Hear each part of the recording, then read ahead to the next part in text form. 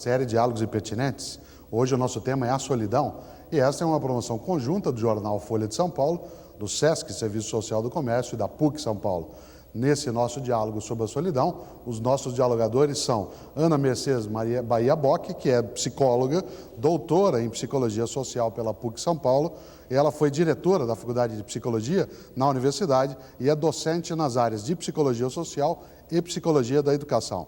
Ana Bock foi também presidente do Conselho Federal de Psicologia nas gestões de 1997, 1998 e também de 1988 até 2001. E atualmente Ana Bock é a conselheira presidente do Conselho Regional de Psicologia de São Paulo no mandato que vai até 2004. Ana Bock é conferencista, debatedora, escreve regularmente artigos em publicações científicas e também jornais e é autora, entre outras obras, de Aventuras do Barão de Munchausen na Psicologia, que é uma publicação da editora Cortez e da Eduque. Para dialogar com Ana Bock sobre a solidão, o Valmor de Souza Chagas, que é ator, começou a atividade teatral aos 18 anos, no final dos anos 1940, enquanto cursava a Faculdade de Filosofia do Rio Grande do Sul. Mas, aos 22 anos, Valmor mudou-se para São Paulo e passou a integrar o destacado e inesquecível TBC, o Teatro Brasileiro de Comédia. Com Cacilda Becker, empresou, dirigiu e atuou em vários espetáculos de Shakespeare a Machado de Assis e todos os grandes produtores e escritores que nós temos dentro dessa área. Valmor Chagas é um dos mais importantes e premiados atores brasileiros, participou de muitos filmes destacantes, São Paulo S.A., que era do Luiz Sérgio Persson, Asa Branca, Chica da Silva, Luz del Fuego, e nos últimos anos, Valmor Chagas tem se dedicado a aparições em novelas e minisséries de TV. Esse diálogo sobre a solidão tem a mediação de Fábio Chiossi, que é do jornal Folha de São Paulo, na qual coordena a área de eventos, e minha, Mário Sérgio Cortella, que sou professor do Departamento de Teologia e Ciências da Religião da PUC São Paulo. Ana, eu queria começar essa conversa com o Valmor e você e o Fábio, perguntando uma coisa que talvez esteja mais no seu campo do que a do Valmor. Você acha que a solidão é uma doença? Não, a solidão não é uma doença. A solidão, eu diria que a gente talvez seja preferível pensar a solidão como um sentimento e não como um estado, porque nós poderíamos pensar como um estado, estar só, mas é preferível pensar, acho que no campo da psicologia, como um sentimento e que nem sempre é negativo, não tem a ver com a loucura, não tem a ver com a doença, pode estar associado a um quadro patológico, mas a solidão em si, um sentimento que nada tem de patológico. E talvez uma ideia de que ela possa ser positiva, num certo sentido, em algumas situações, quando ela é buscada, e negativa em outras situações, quando ela é a revelia do sujeito. A gente não escolhe a solidão, a situação de estar só, de estar sem alguém, e nesse sentido, nesse momento, ela poderia ser vivida como gerando sofrimento. E aí, é isso, gosto disso. Ela pode estar associada a um sofrimento do sujeito, mas não a doença. E você, Valmor, acho que é a doença, solidão? Então eu nasci doente. Nasci sozinho, berrando, assustado com a solidão que eu via na minha frente. Acho que o ser humano é uma entidade só. Solidão é o nosso estado natural. A gente cria para sair desse estado natural, a gente faz ações, vive, faz isso, faz aquilo, mas quanto menos espera, tu para e diz, eu estou sozinho outra vez. Esse é no instante que os artistas criam nessa solidão, porque ela dá um susto, ela é próxima da morte, ela tem uma visão, a solidão é que dá ao indivíduo a possibilidade de ele pensar e repensar a sua vida. É na solidão que você decide que você vai abandonar a sua mulher, que você não quer mais aquilo, que você quer mudar de emprego. É um ato de solidão. Então não é doença, não é nada, é o estado que eu acho natural do ser humano. Por que você aproximou solidão? Por que você aproximou solidão da ideia de morte? Sim, porque é onde a gente tem a consciência da morte. É na solidão, porque como a gente tem pânico da morte, a gente não quer nunca ficar sozinho. Então a gente procura estar sempre acompanhado de alguém. Eu quero um amor, eu quero uma família, eu quero isso, eu quero aquilo. Porque se eu não tiver tudo isso, eu paro de... eu sou capaz de morrer, eu não quero morrer, então eu quero viver. Então é um instinto da humanidade a fugir da solidão para a vida, porque a solidão está associada com a morte. A arte, de uma certa maneira, só é construída na solidão. Acho que os maiores solitários do mundo são os artistas, são os escritores, são os escultores, os pintores, os que ficam dentro do sofrimento da solidão e nesse sofrimento se transforma em arte. Ana, você falou em sofrimento também e gostou da ideia. Né? Para diferenciar do patológico, né? Mas eu estava pensando aqui quando ele estava dizendo, e dessa forma bonita que ele sabe dizer, uma hora que a gente se sente bem só, claro que não deve ser para todo mundo, aliás, eu acho isso, que o sentimento da solidão não é igual para todo mundo. Uma hora que a gente se sente só e tem essas boas ideias, é uma hora, por exemplo, do banho. Na hora que o chuveiro cai sobre as nossas cabeças, a água do chuveiro, e que a gente está ali naquela situação solitária. E decide coisas E decide coisas importantes e toma decisões importantes. Mas eu acho que nesse momento a gente está só, mas não sente obrigatoriamente solidão. Porque enquanto você está produzindo projetos para se inserir no coletivo de alguma forma, para estar de alguma forma com os outros. Sim. Nesta hora, é a hora em que você quebra a possibilidade de sofrer com a solidão. Né?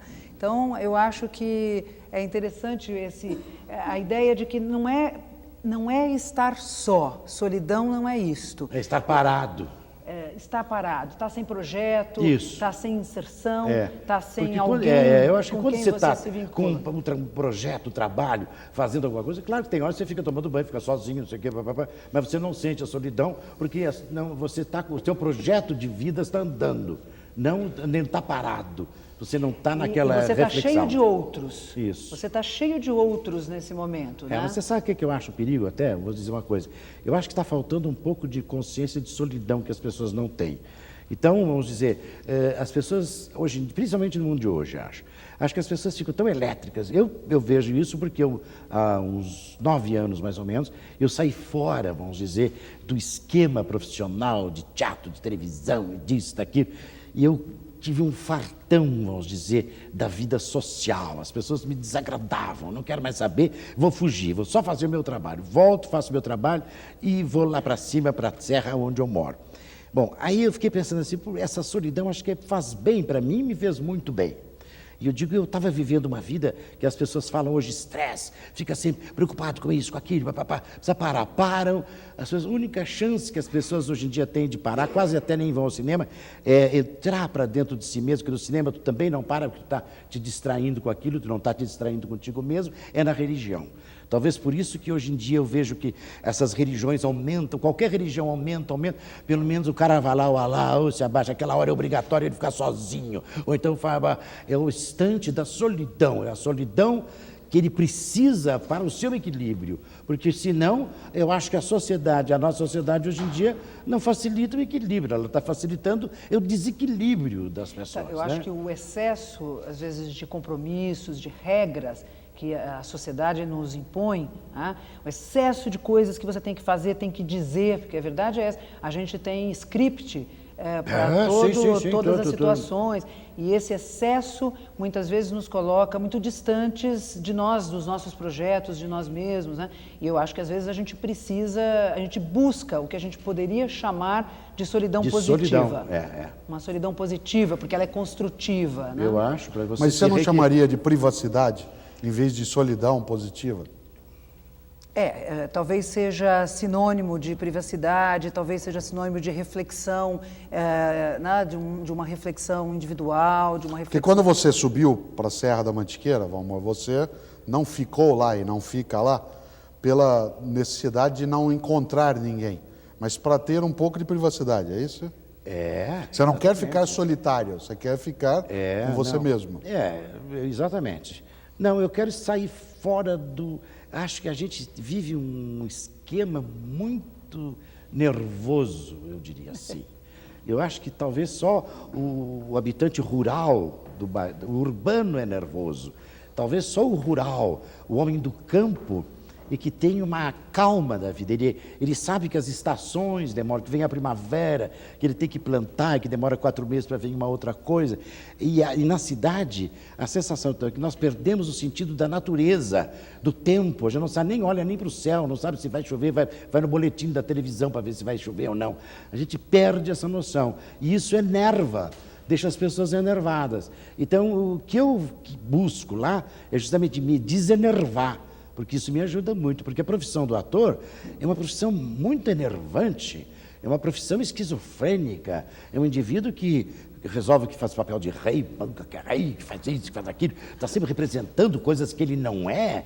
Então aí ele dizia, eu sou o quê? Eu sou isso, eu sou aquilo. Essa divisão da personalidade do ator em vários personagens, principalmente no caso do meu caso, por exemplo, que eu tenho 70 anos de idade, já fiz mais de 40 peças, então esse balançar de personagens que você tem que entrar dentro da vida daquelas pessoas, criar, porque apesar de o ator, a arte do teatro, você não cria, porque eu sou intérprete, eu não sou criador, mas eu sou um intérprete que o criador, o autor me dá aquela peça morta na letra, no papel, escrito aquelas frases, e eu vou dar o jeito que eu quiser para aquelas frases. Então eu vou criar em cima daquela partitura, eu vou criar uma linguagem, uma emoção, de acordo com as minhas condições, com o meu intelecto, a minha emoção, eu tenho que criar aquilo, né? E essa criação é solitária? Ela só pode ser solitária.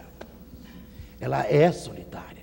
Isso é o estudo, isso é aquelas horas que o pianista fica, e tem que ficar, que o pintor fica, que as pessoas ficam, o artista tem que ficar. Então não dá para você fazer, por exemplo, uma novela que dura 5, 6 meses, em que o seu personagem vai sendo modificado pela mídia, pelo ibope, pelo público. Acho isso tão terrível quanto um reality show, para te falar a verdade. Colocar as pessoas, o reality show colocar aquelas pessoas para enlouquecerem umas na frente das outras, a gente ficar se divertindo com aquilo. Então eu acho isso uma coisa perversa, vamos dizer. É um programa perverso. Agora, a novela, de uma certa maneira, ela é perversa também com os atores. Porque os atores, ele começa a fazer um personagem que gosta da Mariazinha e não sei o quê, mas dependendo da opinião pública do ator, não sei o quê, a cara dele não era boa, ele disse uma frase errada, o personagem dele que gostava daquela menina não pode gostar mais, vai gostar da outra, vai sair dali. Vai mudando durante a representação. Isso cria, o ator acaba ficando quase um canastrão, vamos dizer. Tem uma porção de atores que a gente vê na televisão e depois não suporta mais, porque o coitado ele teve que representar tudo de uma maneira neutra, porque ele tem que dizer, amo, eu te amo, mas eu tenho que pensar assim, eu amo, mas é capaz de eu amar a prima dela, eu não sei ainda se eu amo a ela ou a ela. Então, que intensidade que eu vou dizer, eu te amo, Maria, eu tenho que ser, eu te amo mesmo, tem que ser desgarrado. Se eu for desgarrado, como é que o desgraçado, aquele autor daqui a 10 capítulos vai me botar com a prima e eu vou dizer a mesma coisa? Com que cara que eu vou ficar? Qual é a coerência emocional que eu vou ter desse personagem, dessas duas cenas tão variadas que o autor vai fazendo, porque eles nos dão uma sinopse, mas aquela sinopse é vaga, nem sempre acontece aquilo que está ali. Aproveitando esse gancho que o Valmor Você coloca... tocou aí... Exato. Você acha que a criação é sempre solitária? Então, estava aqui pensando a diferença entre o estar só, da privacidade, e o estar sem alguém. Sabe, vou lhe contar aqui um segredo.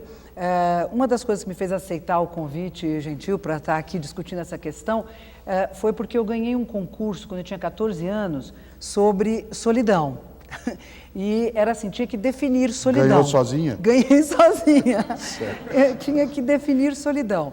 E eu fiz uma frase, aos meus 14 anos, eu fiz uma frase, solidão não é estar só, é estar sem alguém. Né?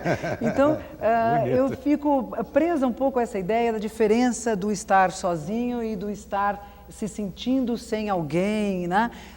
E aí eu penso que o artista, ele está sozinho. Mas ele não está só, porque ele está vinculado a todo o coletivo para o qual ele produz. Para o qual ele produz a sua arte, para o qual ele produz o seu quadro, a sua música, a sua poesia, o seu texto, o seu teatro. Né? Ele sempre produz para um coletivo. A arte, ela é para o coletivo, ela é uma atividade social, às vezes feita solitariamente. Mas ela não é um pouco ego-narcísica? Você está sozinha, não está. Você está trabalhando para o outro. Você não consegue viver que não seja viver em voz alta. Mas Mas será que a pessoa não sei, será que um artista que está pintando para o outro? É claro que se eu estou solitário, quando eu estou dentro da minha solidão, eu estou com toda a realidade que está fora, eu trago aqui para dentro de mim. Então eu reelaboro ela em arte. Mas é a minha reelaboração para mim. Ela é minha, ela é a minha obra. Não é que haja esse altruísmo de eu estou fazendo para os outros. Acho que a gente não tem isso. Você dizia que o trabalho do ator é um trabalho solitário. Quer saber se mesmo no palco ele está sozinho? Não, é o seguinte, no palco ele está representando, o trabalho dele foi solitário antes, quando ele criou o personagem. Aquele trabalho é que é solitário, específico, ele tem que decorar aquilo, descobrir o jeito que vai dizer. Os ensaios também são muito solitários, no certo sentido, apesar do grupo ficar junto, em geral o que acontece em ensaio é uma espécie de psicodrama.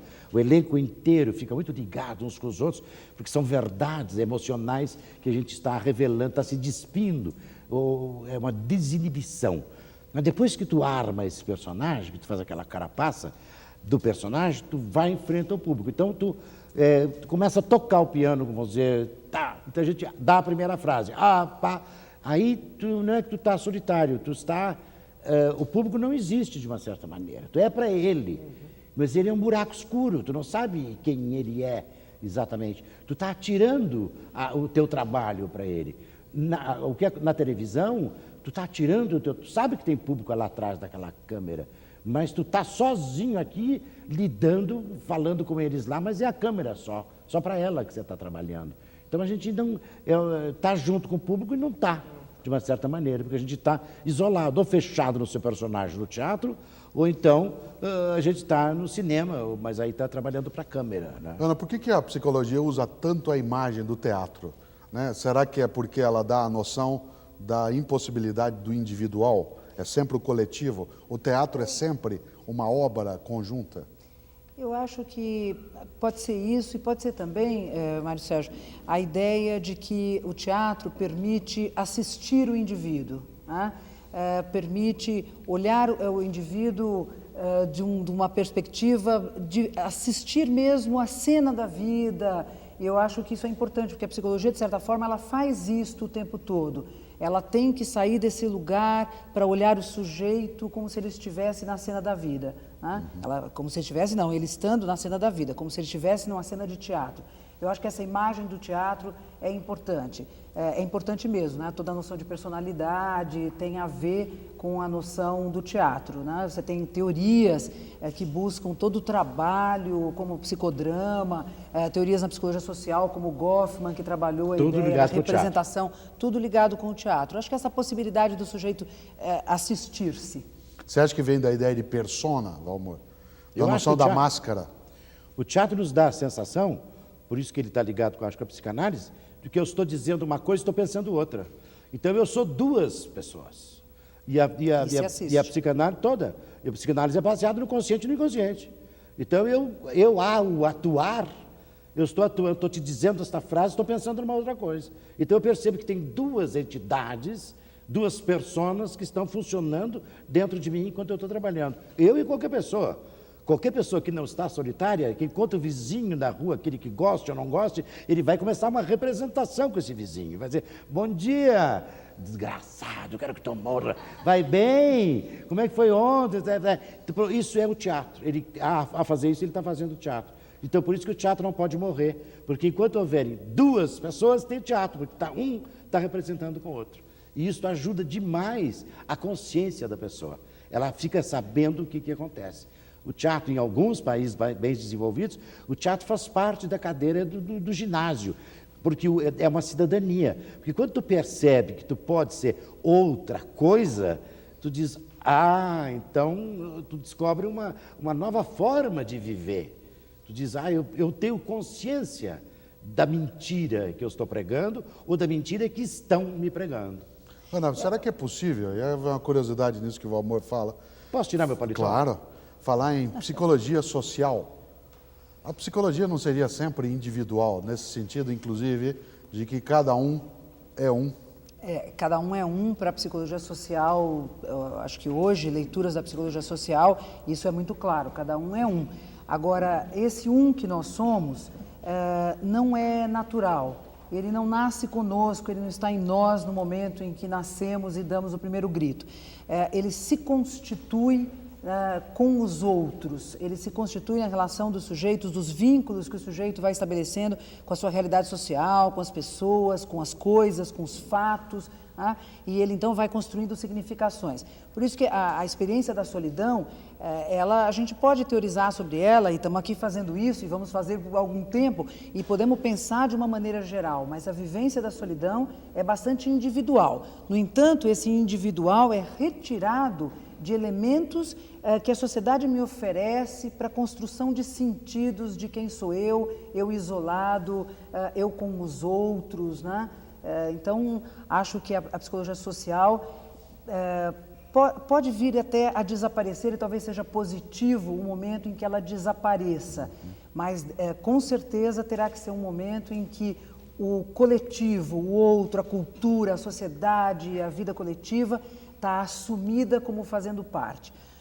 Eu tenho dito muitas vezes aos meus alunos que a gente precisa superar a ideia de que psicologia é uma ciência do sujeito para dentro. Ela é uma ciência do sujeito no vínculo que ele tem com o mundo, com a realidade social. Que não é solitário. Que não é solitária.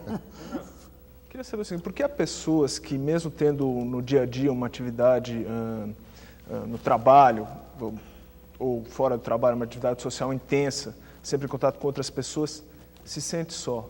Acho que isso é uma coisa bastante comum, né? É bastante comum. E por que isso acontece, então? Então, Quer dizer, qual é o problema aí? Eu acho que nós temos uma sociedade hoje que reforça muito. É interessante porque é contraditório. Ao mesmo tempo você tem uma sociedade cheia de scripts, cheia de regras, cheia de coletivo, você tem uma sociedade que te isola, porque você não se pensa nesse coletivo, você sempre fica procurando o seu eu verdadeiro, né? Como se ele existisse descolado de tudo isso.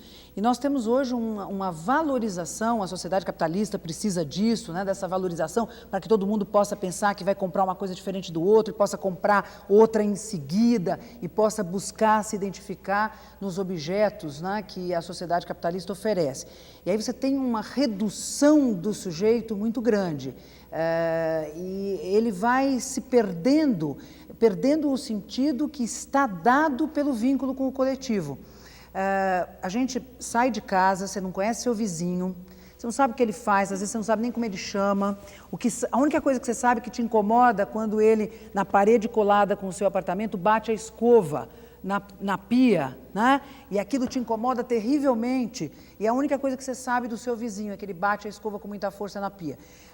E aí você toma o ônibus, cheio de gente no ônibus, e você não sabe quem são aquelas pessoas, o que elas estão fazendo, para onde elas vão, que vida elas têm.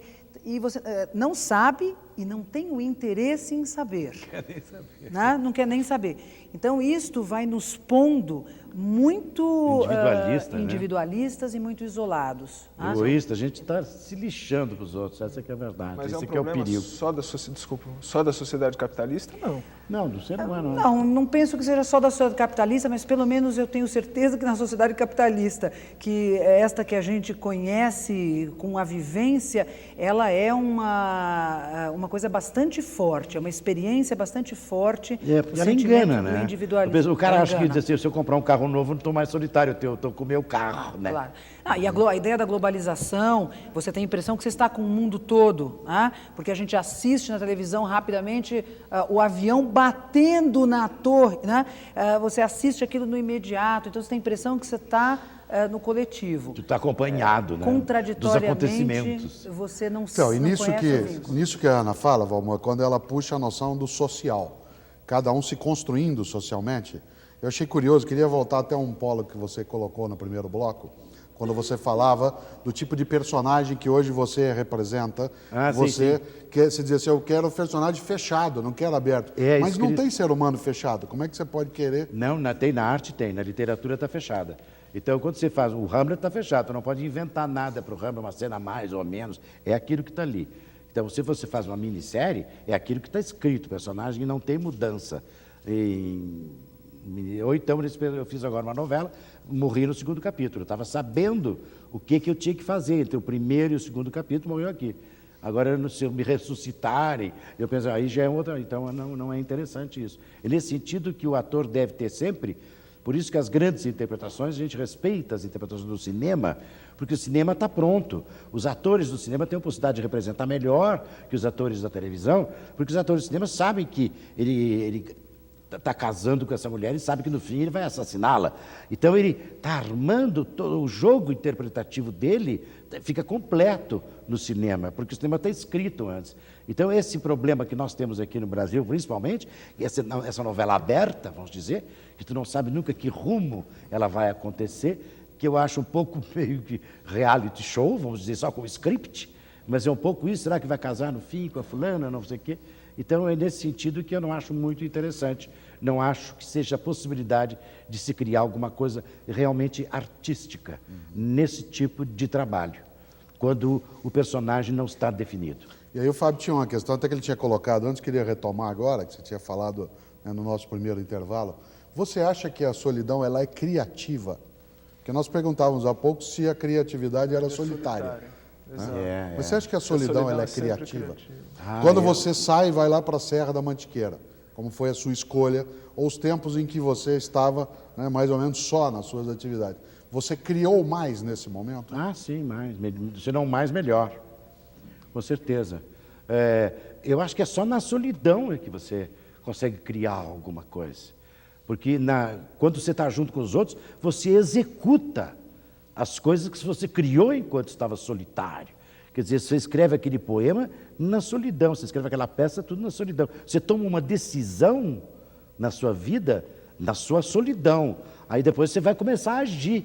Aí você deixou de ser solitário. Mas a solidão é criativa e necessária e fundamental, e a gente tem que assumir essa solidão, não como a solidão é uma tristeza. Nada disso, tem nada de triste, é um estado natural. Você não acha, Ana, que dá para vincular a solidão com tristeza? Olha, eu acho que tem uma solidão, por isso que eu disse, às vezes ela está associada a sofrimento, né? Não é? No começo. Muitas E ela pode, nessa situação de estar associada a sofrimento, ela não só não ser criativa, como ela ser destrutiva do sujeito, no sentido da destruição dos seus vínculos, né? Do sujeito que vai se isolando. Aí não seria uma depressão? Já não seria Pois isso?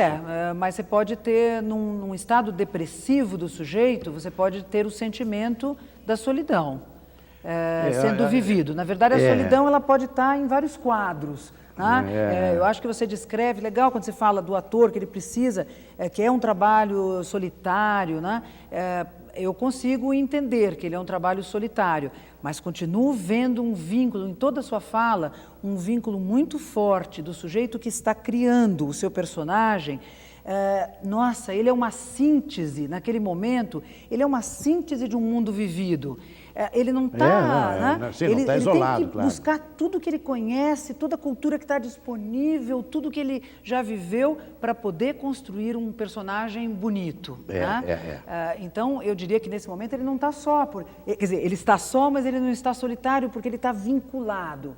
E quando você está só e solitário, você pode ter nada criativo, né? Será que a solidão é exatamente o que as pessoas querem dizer quando dizem assim, eu quero ficar em paz, ou seja, eu quero ficar sozinho? E você disse não, porque a solidão, ela é guerra, a solidão é distúrbio, ela é confronto. Como é que é isso? Não, eu acho que a solidão é na solidão que você percebe que você precisa sair dela. Porque não é normal a gente ficar enfrentando a si próprio, a morte, você entra em depressão, isso é um perigo. Então, uma forma de você não entrar em depressão é você lutar, o contrário, acho eu, não sei, da depressão é a ação. Então, você tem que agir. Então, a partir da solidão que você está, é que você decide agir. Então, na medida que você age, você sai fora da solidão, você escapa dela e sai fora, inclusive, da depressão. Eu sinto, na minha profissão, é muito engraçado. Os atores, nós somos capazes de... somos uma espécie de os loucos consentidos. Porque a gente entra em depressão, por exemplo, se um cara você não tem contrato, ele fica triste, vai lá para baixo, estou sem trabalho, minha vida vai ser um horror, blá, blá, blá. Vou acabar na casa dos artistas, como é a minha vida infeliz. Ninguém me reconhece como ator, ninguém me dá prêmio, ninguém me convida para nada, toca o telefone, tararara, já vou! Ah! Ele passa 6 meses esquecendo aquele instante que ele teve, então é um alto e vai, e sobe e desce. Eu acho que todas as profissões acabam sendo assim, mas isso eu sinto a minha, especialmente, é nessas coisas de trabalho, de contrato, de tudo isso, né? Então a gente vai balançando. E nesses momentos de sofrimento, quando você está nessa depressão, aí ela não é criativa, ela é negativa. Aí é hora talvez até que você fique doente, te dá coisa, você começa a descobrir, eu tenho um caroço aqui, eu tenho um traço aqui. Quando você está em ação, você nem nota que tem alguma coisa, né? Então, nesse sentido que eu acho que ela é de guerra, não é de paz. Paz criou-se, as religiões que criaram uma paz, dizendo, não, você é paz de Deus, você vai lá, da religião você adquire paz, né? Eu acho que é uma forma de você ritualizar a vida, e nesse ritual você adquire uma tranquilidade, vamos dizer assim, e uma paz. Se bem que as pessoas em geral vão para pedir coisas, não vão para não pedir nada, elas não vão só para se refletir, ficar zen, ficar não pensando em nada, ter essa capacidade de não pensar em nada, esvaziar o pensamento. Eu acho que isso aí é só em contato com a natureza, não é nem dentro de uma igreja, uma mesquita, seja lá o que for, com a natureza que você não pensa em nada. Eu estou falando da minha experiência pessoal. Você vê uma nuvem, você vê um passarinho, você se distrai com a natureza, quando você vê, você não está pensando, você está só vendo. Então, esse estado que não precisa, é um estado talvez religioso, num certo sentido, onde a religião, a catedral seria o planeta, a Terra toda é a tua catedral, onde você está inserido dentro dela, então aí você acalma, então é tranquilidade. Mas normalmente é guerra. Ana, você acha? Eu estava pensando aqui, Valmor, que eu acho pode ser até que a religião seja uma saída da solidão e não uma entrada na solidão, né? Porque acho que tem uma situação de alienação, não vamos discutir agora isso aqui, na questão da religião, mas você tem uma busca na religião, os rituais religiosos são sempre coletivos, tá? Eles são sempre coletivos e as pessoas estão todas identificadas ali naquele momento com uma determinada coisa, com uma imagem, com uma ideia, e aí elas estão saindo talvez de elementos, de momentos de solidão. Porque você pensar quem é que busca essas religiões, as pessoas que, por exemplo, muitas vezes alcoólatras, que nossa, tentou todos os tratamentos e deu certo na igreja. Talvez tenha sido o único tratamento que propôs o vínculo com alguma coisa e com os outros, né? Que normalmente a medicina não cuida. O esporte faz isso, o futebol, as pessoas ficam delirantes todas, coletivo. É uma coisa absolutamente coletiva, não tem a menor solidão. No futebol, nada, você é uma pessoa só. É um perigo, aliás, porque de vez em quando a gente diz assim, 10 pessoas lincharam aquele cara porque ele roubou o bar. Aí eu fico pensando, que cabeça que tem 10 pessoas para lhe bater, para matar o indivíduo. Que multidão, que coletivo é esse que é capaz de... Que horda é esta que faz isso? E a gente acaba tendo medo do coletivo. Esse coletivo que fica lá, Filipão, é capaz de começar também a matar. É um negócio meio complicado, assustador, por outro lado, essa coisa do coletivo. Fiquei preocupado com uma coisa que a Ana falou, queria até... Você acha que o ateu é um solitário? Não, não é solitário. Ele não acredita que haja uma outra companhia. Ele acredita que ele é responsável por ele mesmo. Eu sou eu nasci por mim. Eu estou aqui, não depende de ninguém, não depende de Deus que vai arrumar minha vida, não, eu que tenho que arrumar minha vida. O ateu não é um solitário, ele pode ser um solitário, sem dúvida, aqui não tem essa regra, ele pode ser, mas ele em geral é uma pessoa altamente vinculada ao homem, ele é vinculado à humanidade, né? E ele não tem necessidade alguma de uma ideia de um Deus, ele acredita no valor, né, desta humanidade que se constitui independente de qualquer outra eu acho que antes do imagem. cristianismo e do judaísmo não era um panteísmo. Às vezes a Quer ideia de dizer, Deus pode te os índios não afastar. têm o Deus é a lua, o Deus é o rio, os deuses vários, né? Os gregos também tinham vários deuses, não precisa ser o Deus único, esse de uma coisa só. Então isso aí também é uma forma, os panteístas eram ateus? Não eram ateus, Não. ele gostava da lua, o egípcio, o sol, o gato, seja lá o que for. Sempre a gente coloca em algum lugar uma ideia mais transcendental, né? Ana, a gente olhando nessa direção, seja religião, seja arte, pensando aí no Guimarães Rosa, né? A ideia central que está lá no Grande Sertão não é só a ideia do solitário, porque o sertão ele parece solitário, ele é apavorante. Você falava em terror agora, né? O próprio Pascal, né, quando ele tem uma frase que ele diz: o silêncio, olhando para o céu, o silêncio desses espaços infinitos me apavora, né? Essa ideia aparece um pouco no sertão. A ideia que está no Grande Sertão é a noção do abandono. Você acha que a psicologia tem como sua função central lidar com a ideia de que não há abandono ou de que não deve haver? Ela tem como função trabalhar o sentimento do abandono, né? Porque as pessoas realmente se sentem abandonadas. Sentir-se esse sentimento do abandono, acho que ele é pouco criativo, ele contribui pouco para o sujeito. Eu diria que ele quebra o sentido do humano, que é o sentido da ação de transformação do mundo, da transformação permanente do mundo para as suas necessidades e para a necessidade do coletivo. E esse sentimento de abandono pode quebrar, né, essa possibilidade do sujeito ser um agente transformador. E aí eu acho que cabe à psicologia. Tudo aquilo que quebra esse sentido humano de ação transformadora sobre o mundo, para mim, campo da psicologia. Eu acho a psicologia necessária para nos consolar desse abandono. Eu acho que a gente realmente é abandonado, a gente cai aqui. Então, todos nós somos abandonados. Que, aliás, alguns falam que é pecado original, isso aqui. O John Lennon dizia que a angústia da humanidade vem porque os pais não gostam da gente. Quer dizer, eles toleram, é obrigado a levar os filhos. Então, o que viria disso? Mas a sensação de abandono, eu acho que ela é inerente à condição humana e a psicologia justamente vem para dar o ânimo, para levantar isso. Mas isso não era uma função da arte, em vez de ser da psicologia? Também, eu acho que é mesmo. Talvez seja.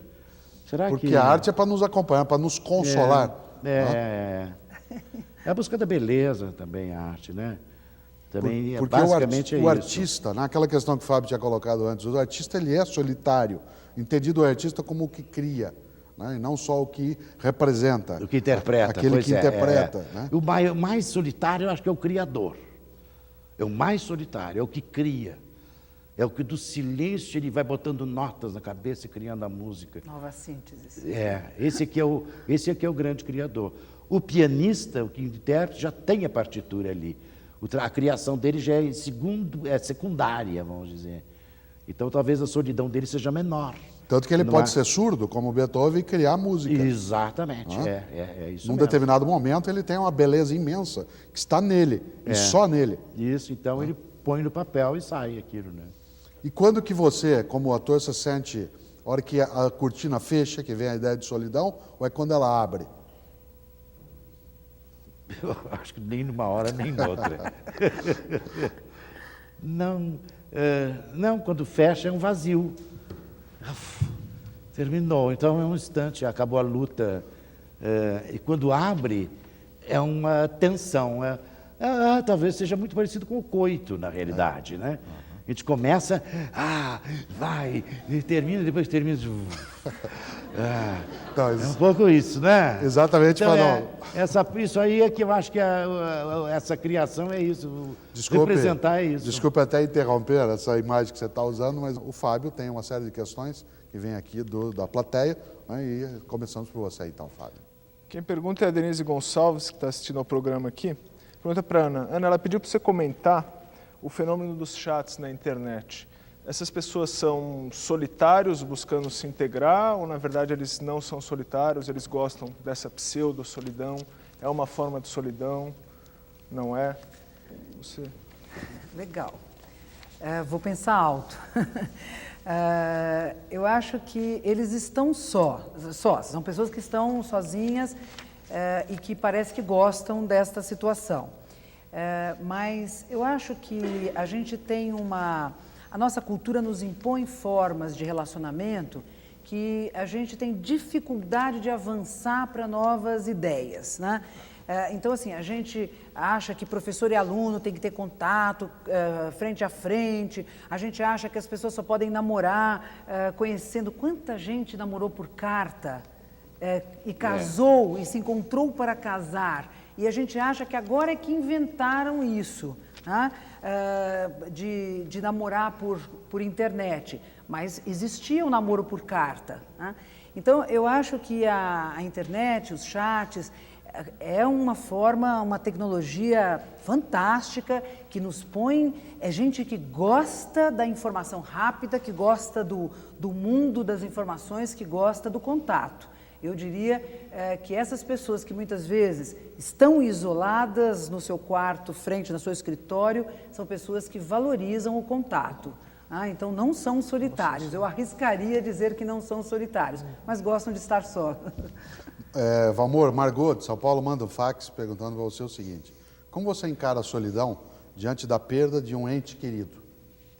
Você que, por exemplo, partilhou a sua vida muito tempo com Cacilda Becker, etc. É uma falta. Isso aí é um instante de... o indivíduo que é você, que está acostumado a se proteger no outra pessoa, subitamente você perde aquela proteção. Então, há uma sensação de abandono.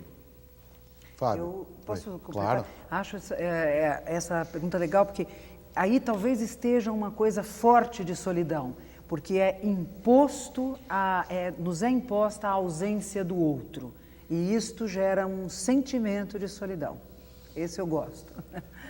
Fábio. A Lisete propõe aqui 2 definições de estar solitário. Ela pergunta se vocês não acham que a diferença entre solidão e intimidade, que é a palavra que ela usa, é que a solidão dói. E na intimidade, quando estamos conosco mesmos, temos prazer? É a pergunta para os dois. Eu acho que a gente falou um pouco isso, né? Que nós chamamos de solidão positiva, que a gente igualou à intimidade, que seria prazeroso, importante, pode se criar nesse momento, uma reflexão importante, e uma solidão negativa, que é esta imposta, né? A gente chamou as duas de solidão, mas acho bom essa diferença, acho boa. Acho também, Valmor. Eu acho que hoje em dia a gente não tem mais a intimidade, você sabe? Que a intimidade seria a privacidade, de uma certa maneira. A gente tem solidão, mas não tem mais privacidade, porque a gente está muito visado, todo mundo, tudo tem que ser muito padronizado, ser igual, tem que dizer tudo que os outros dizem. Não sei até que ponto essa invasão de tudo, seja na política e de coisa, que as pessoas ficam descobrindo isso e aquilo. Você está sempre sendo vigiado, eu diria. E acho que esse pessoal que fica na internet, eles não estão solitários, eles estão escondidos. É uma outra sensação. A pessoa fica escondida, ela quer participar, mas não quer ser visto. Então há uma defesa, acho que há um sentido de defesa nisso aí, que talvez seja justamente defender a sua privacidade, que é uma impressão que eu tenho. Não considero isso aí uma solidão, vamos dizer, não sei. A Ana Luísa, Valmor, ela manda o fax perguntando o seguinte: num processo de escrita, né, o autor não estaria na seguinte situação: sozinho, mas vivendo com uma multidão de personagens, tendo que administrar a vida de cada uma delas, interferindo, atuando, e, enfim, vivendo numa multidão ficcional. O que você acha? Maravilha, o próprio Fernando Pessoa é o nosso exemplo maior da nossa língua, é o nosso Shakespeare, que graças a Deus nós temos que é o Fernando Pessoa, que é um homem tão solitário que criou 70 personagens. Ele escrevia 70 nomes, ele escrevia tudo. Então ele estava com todos esses personagens, então não tem solidão nenhuma. É um outro tipo de... Como o escritor que está escrevendo, ele tem que lidar com aquele personagem, com isso e aquilo. Mas ele está sozinho, mas ele está em ato de criação, não está mais em solidão. Ele já está em comunhão com a vida, com os outros, com a criação. Fábio. Ana, o Gessé Pinheiro pergunta se a TV tem culpa na solidão. Ela é culpada pela solidão ou seria na verdade, um remédio para o solitário? Bem, eu acho que ela faz parte desse mundo onde se acentua a individualização dos sujeitos, né? E é interessante porque a televisão, ela é no seu começo um fator de aglutinação. Tinha uma televisão na casa, no comecinho você tinha uma televisão na rua, né? E todos os vizinhos, e você ainda tem isso em algumas cidades do interior, né? Mas a verdade é que nas grandes cidades nós temos a nossa televisão individualizada. Vai ser de bom de o pulso a televisão. Não é? E aí você tem no carro, e aí Era eu acho como o que... cinema é hoje? Mas o cinema não é também uma experiência individual? Pois você não está só. Eu acho que o cinema, mesmo quando você vai acompanhado, né? O cinema bem feito, o cinema, e aí podemos pensar, por que não a televisão também bem feita? Afinal, nós estamos aqui na televisão. Mas eu acho que o cinema, aquela situação que te traz a possibilidade da reflexão, é um movimento, é a solidão positiva, né? Da reflexão. Agora, a televisão, você fica...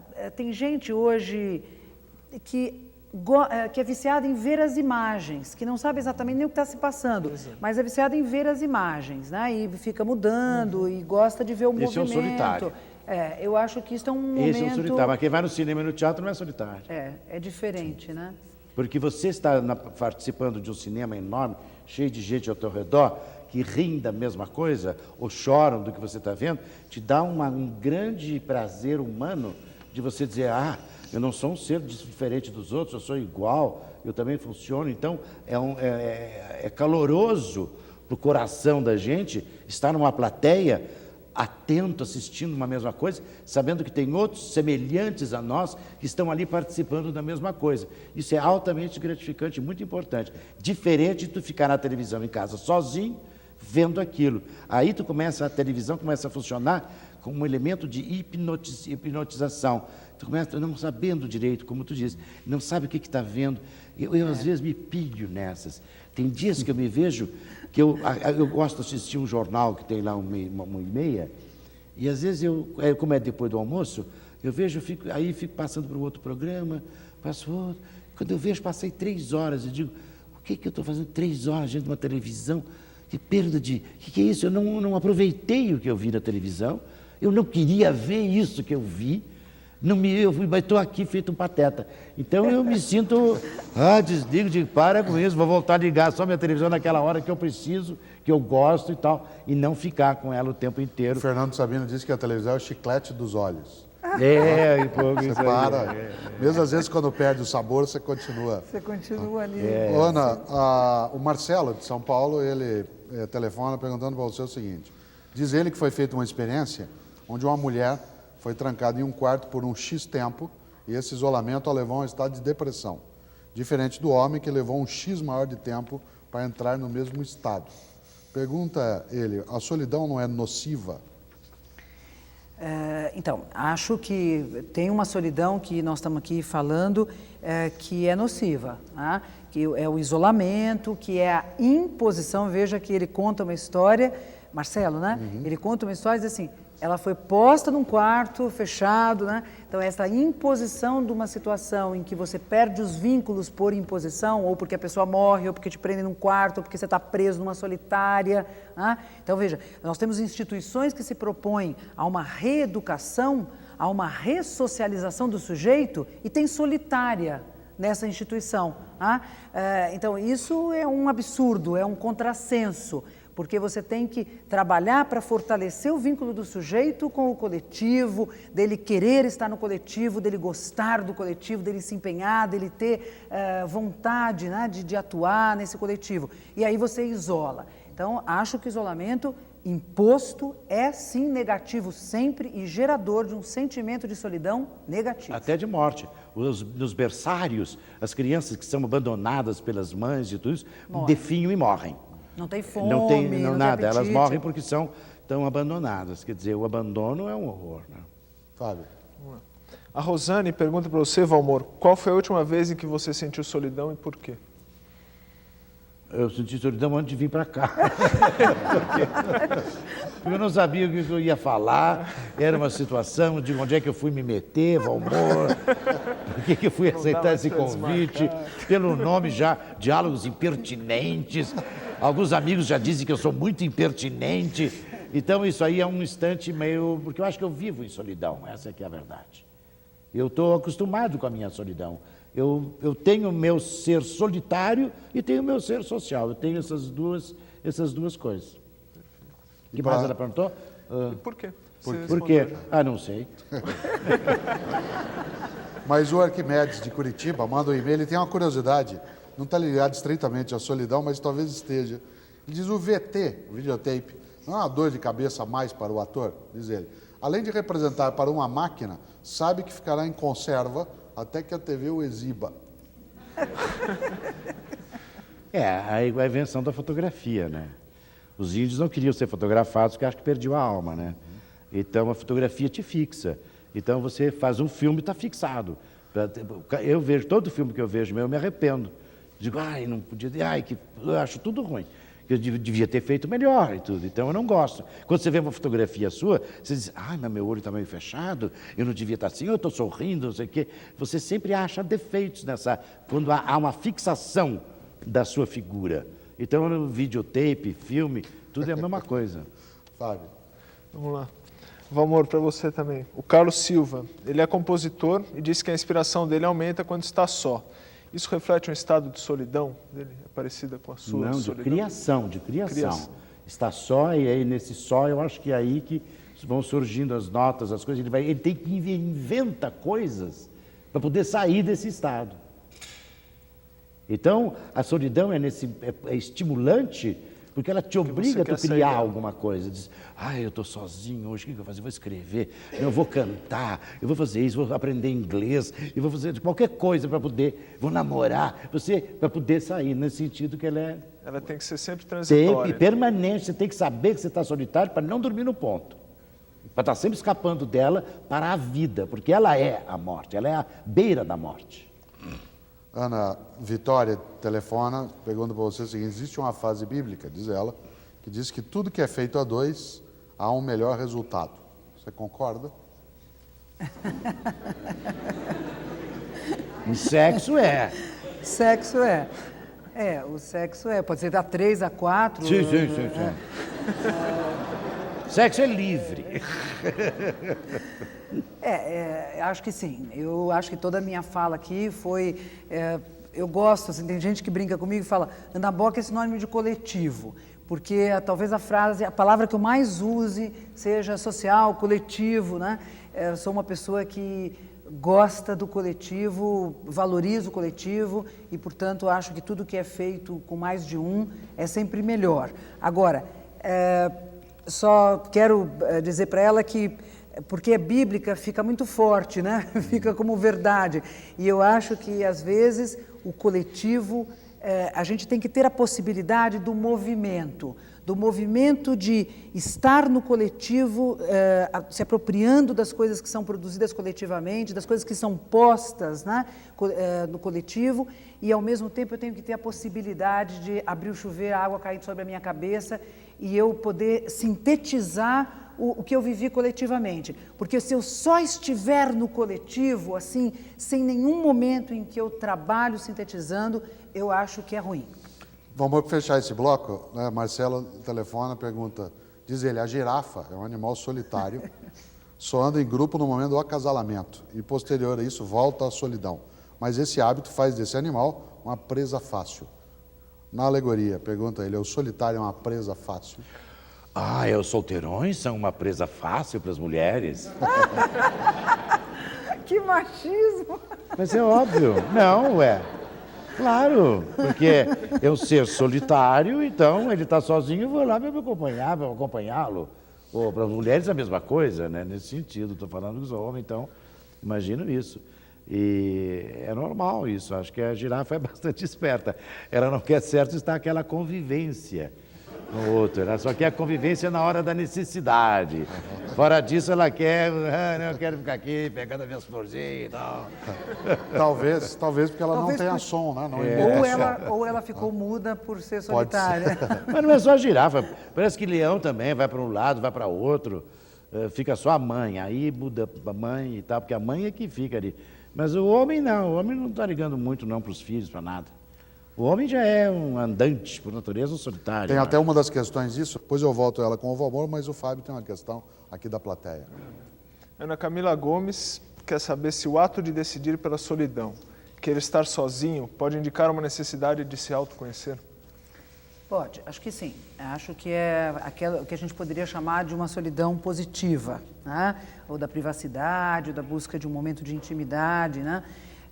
Que o sujeito tem necessidade de parar e que eu gosto de pensar naquela forma que descrevi, vou repetir para a Camila, alguma coisa parecida. No sentido de que, assim, é você poder trabalhar na síntese, né? É você fazer a sua obra, que é você mesmo, né? Porque eu acho que nós somos construtores de nós mesmos e vamos buscar a matéria-prima no coletivo.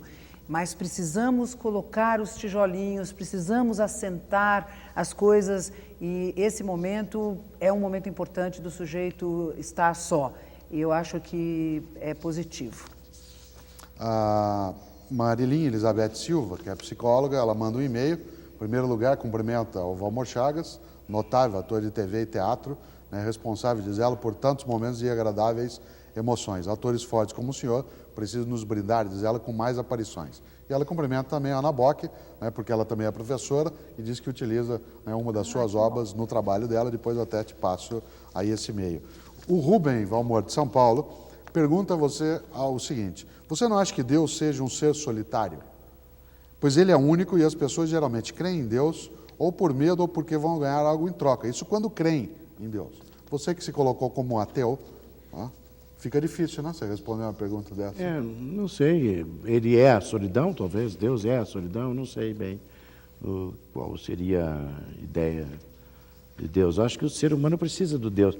Para fugir, uma boa forma de você fugir da solidão, você dizer, Deus me ajude, né? Você vai, ai Deus, eu vou falar com Deus. Quem fala com Deus já não está falando com Deus, já está com alguém, né? Ou vai não com está Deus. sozinho. Né? Então é muito bom, eu acho uma esperteza humana a invenção do Deus. É para a saúde mental do indivíduo, para ele não ficar sozinho. Ai, Jesus, então tá bom. Então isso aí é ótimo. A gente às vezes até brinca, diz que quando você está falando com Deus, está na minha área, por exemplo, a área de ciência da religião. Quando você acha que Deus está respondendo, já está na área da Ana. Na área de psicologia. Agora a minha área é mais pesada, porque como eu não tenho esse mas eu não tenho com quem falar. Fábio. Ana Maria Aparecida de Castro quer saber de você qual a relação entre solidão e desintegração mental. É o sofrimento psíquico? Olha, acho que a loucura é muito solitária. Acho que ela é solitária. Você vê o sofrimento na loucura, porque nós, nessa sociedade racionalista, nós não aceitamos a loucura, nós temos muita dificuldade de conviver com essa produção de pensamento diferente daquele que é o considerado normal. E nós tendemos a isolar, não aceitar, a desacreditar. É interessante, as pessoas às vezes enlouquecem e estão muito bem, estão integradas, está tudo legal. Quando ela recebe o diagnóstico do psiquiatra, né, de que ela está esquizofrênica, de que ela está delirante, ela é segregada.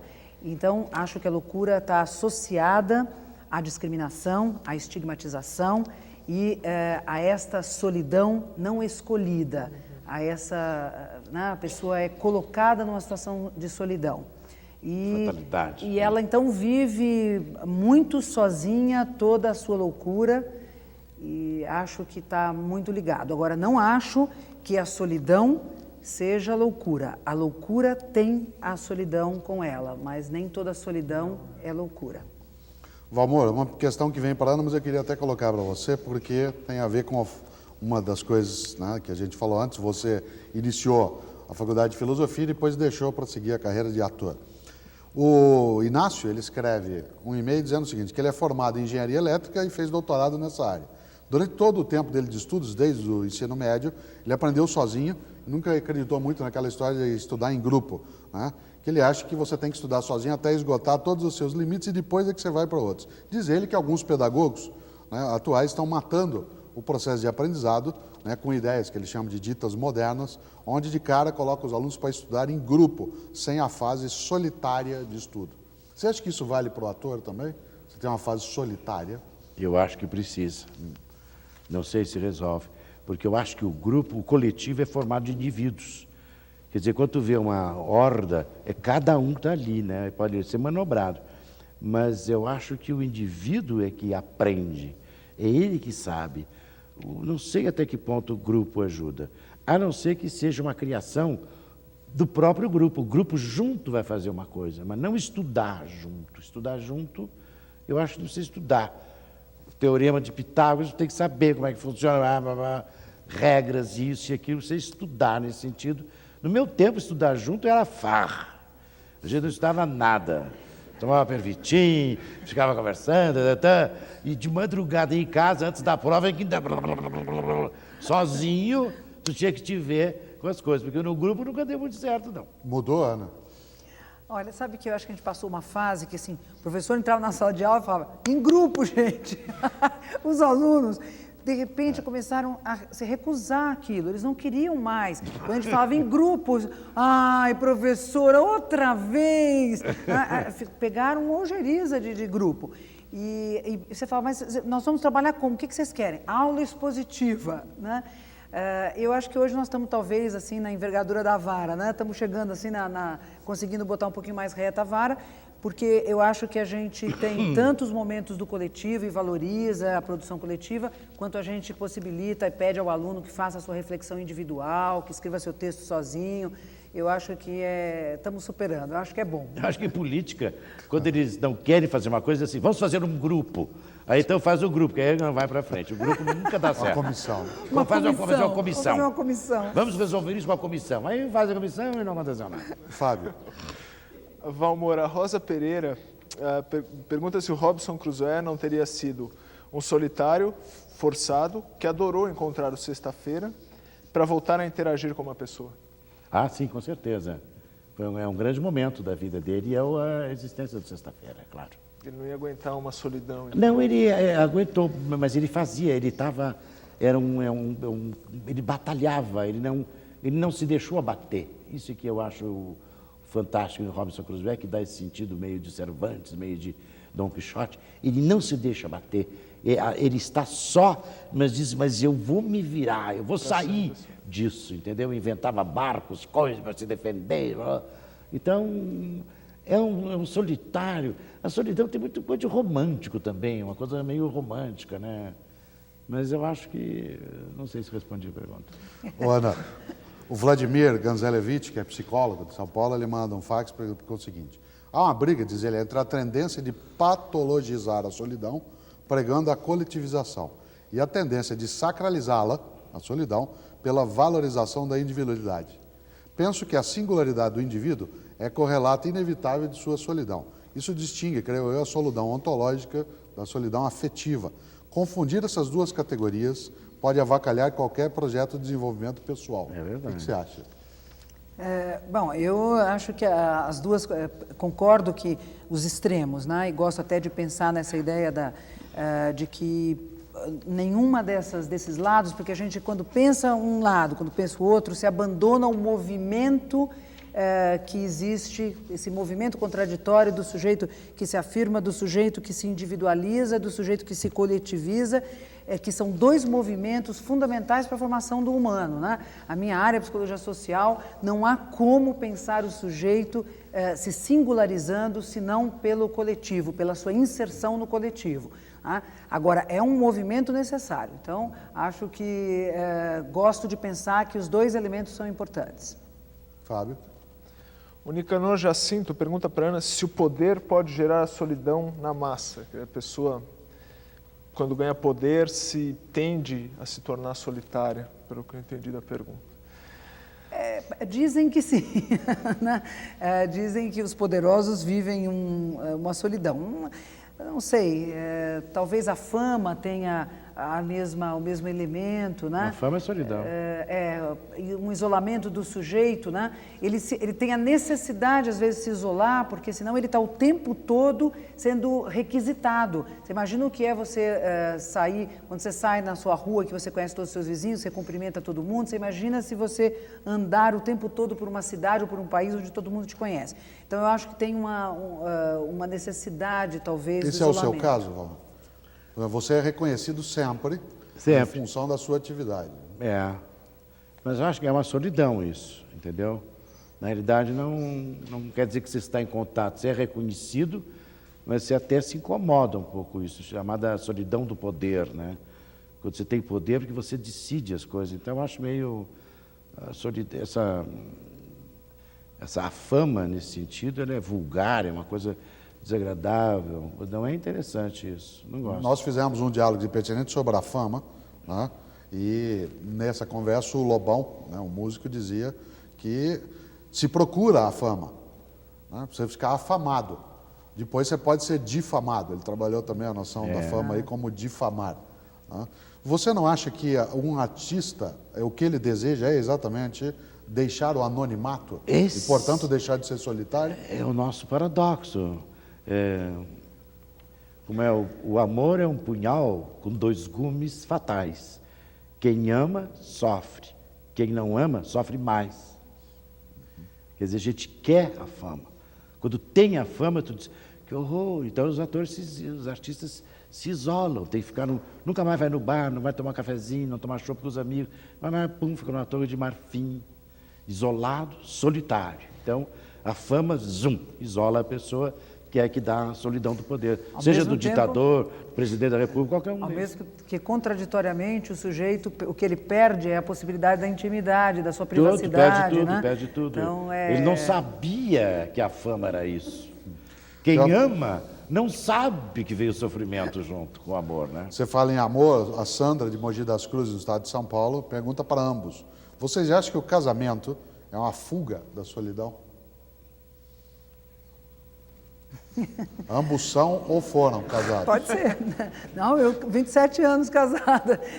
Mas, assim, eu não acho que seja obrigatoriamente. Eu acho que, assim, a gente tem que pensar qual o sentido que a solidão tem para o sujeito. Como é que ele significa isso, né? Então, o casamento, ele pode ter um sentido para o sujeito de nunca estar só, né? Agora, é interessante porque eu acho que a gente tem visto casais que vivem a solidão juntos da saída dos filhos. Eles vivem juntos, é interessante porque é um sentimento compartilhado, né, com a saída dos filhos. Então, tem muitos sentidos aí. Eu não acho que o casamento seja obrigatoriamente uma fuga da solidão. Né? Do amor. Eu acho horrível. A solidão a 2 é chatíssimo. Você está aquele momento horrível, porque quando você casa, você está fascinado, acha tudo maravilhoso, blá, blá, blá. Mas a gente é fraco, então não aguenta aquilo, aquela paixão que a gente está... Depois a paixão que se vai se transformar em amor, nem toda paixão se transforma em amor. A paixão, ela acaba. E quando acaba, tu diz, ai, como é que eu vou acabar com esse casamento, não quero mais. Aí tu começa a ter um sofrimento, aí a mulher mata o marido, bate, tem, tom. Aí acontece todos os chamados crimes passionais, tudo que tem, e devia ser um casamento maravilhoso, né? Mas é disso que vive Shakespeare, né? Então. O ser humano é assim. A gente tem as paixões acabam, né? Mas a gente pensa que ela não vai acabar. Então, como ela acaba, aí tu diz, meu Deus, acabou a paixão. Quando tinha paixão, tu não estava solitário, tu estava apaixonado. Acabou a paixão, tu disse, e agora? Fábio, você tem direito a mais uma pergunta. Aproveitando que a gente está falando de casamento, paixão, Alice pergunta para Ana. Usando a imagem do coito, sugerida pelo Valmor Chagas, ele é um ato em que a pessoa está junto com outra e também solitária?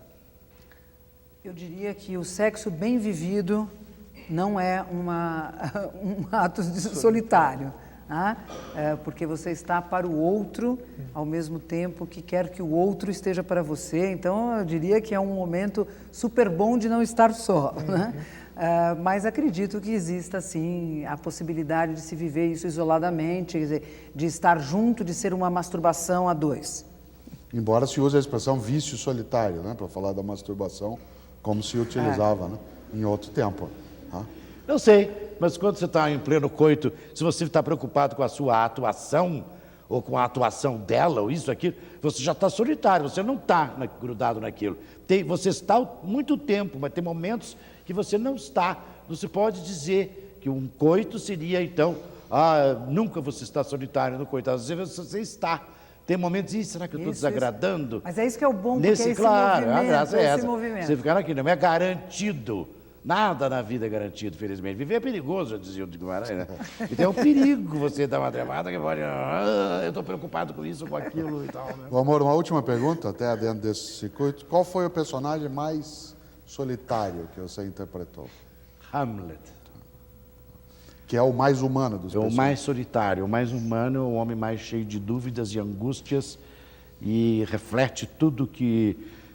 tudo que passa na cabeça dele é o que passa na cabeça da humanidade o tempo inteiro, tudo. Você acha que Todos os problemas ele ser levanta. ou não ser é a grande questão da solidão. Exatamente. Mato-me ou não me mato. Aguento a vida ou não aguento a vida. A vida é um horror. É sangue e fúria. A vida é um horror. Então, como é que eu faço? Porque ele não se suicida, ele é morto. Mas ele fica com o punhal ali e pensa ser, ele quer... Está na dúvida. É o herói da dúvida da vida. Diálogos Impertinentes hoje tratou do tema A Solidão. Nossos dialogadores, a quem agradecemos, o ator, grande ator brasileiro, Valmor Chagas, e a professora da PUC São Paulo, psicóloga Ana Bock. Diálogos Impertinentes, uma promoção conjunta do jornal Folha de São Paulo, do SESC, Serviço Social do Comércio, e da PUC São Paulo. Agradece a tua atenção e espera que nos encontremos novamente na próxima sessão dos nossos Diálogos Impertinentes. Até lá!